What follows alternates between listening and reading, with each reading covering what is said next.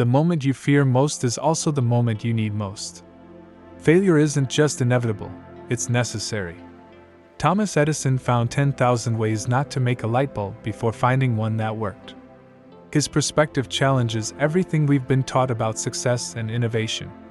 You hate failure. That sinking feeling in your stomach when things go wrong, the embarrassment, the doubt that creeps in. What if everyone sees? What if this defines you? These thoughts are natural but misguided. The innovation paradox exists in this tension. Breakthroughs require failures. The more you innovate, the more you fail. The more you fail intelligently, the more likely you are to eventually succeed remarkably. Think about your phone. That sleek device began as countless failed prototypes. The touchscreen technology that feels so intuitive now was once clunky and unresponsive. The battery that lasts all day was preceded by versions that died in minutes. Each failure taught designers something essential about what worked and what didn't.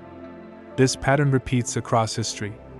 James Dyson created 5,126 vacuum prototypes before landing on the one that revolutionized the industry.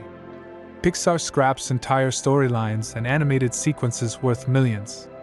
J.K. Rowling's Harry Potter manuscript was rejected by 12 publishers before finding a home. Your brain resists this reality because humans evolved to avoid risks. Anthropologist Joseph Henrich explains that our ancestors lived in small groups where social rejection could mean death. This created a deep psychological aversion to failure, especially public failure. The problem? This survival mechanism works against creativity and innovation. When you experience failure, your brain literally registers it as pain. Neuroscientists have found that social rejection activates the same brain regions as physical pain. This explains why you avoid situations where you might fail. The fear feels rational, but it prevents growth. The surprising truth is that comfort is the enemy of discovery. Psychologist Mihai Csikszentmihalyi's concept of flow, that optimal state of engagement, happens when you push just beyond your current abilities. Too easy and you're bored. Too hard and you're anxious. The sweet spot requires you to risk failure. Have you noticed how children learn? They fall constantly when learning to walk. They make countless linguistic errors when learning to speak.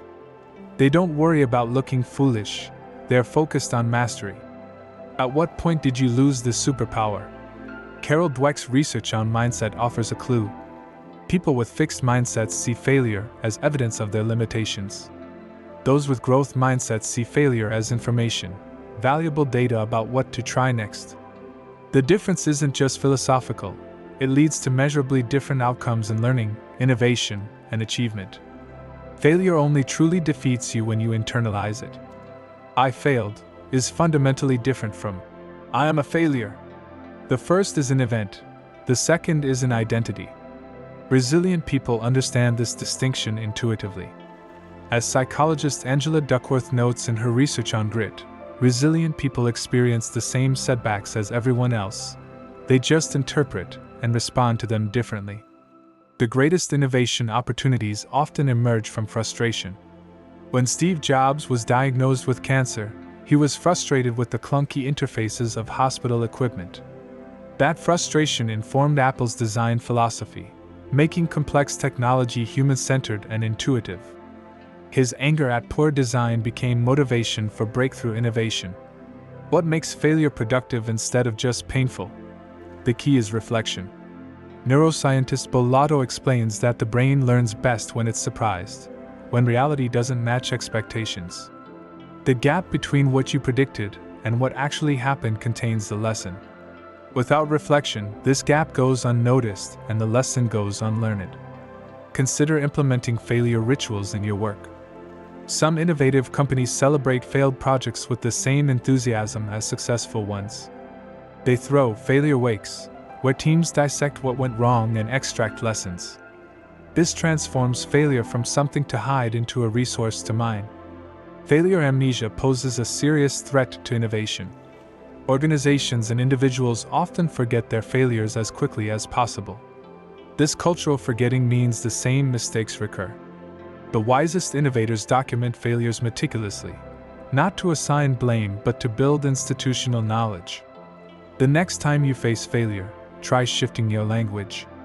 Instead of saying, "I failed," say, "I ran an experiment that produced unexpected results."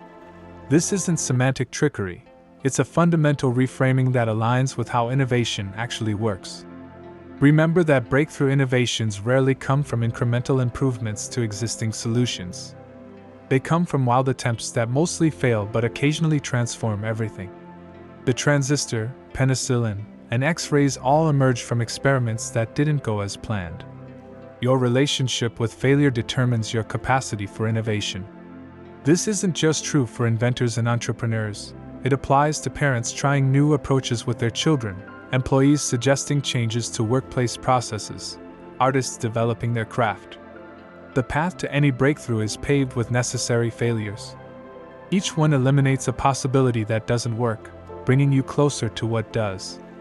Edison didn't just persevere through 10,000 failures, he learned from each one, systematically ruling out materials and approaches until only the solution remained. Your failures aren't deviations from the path to success. They are the path. The question isn't whether you'll fail, it's whether you'll fail forward.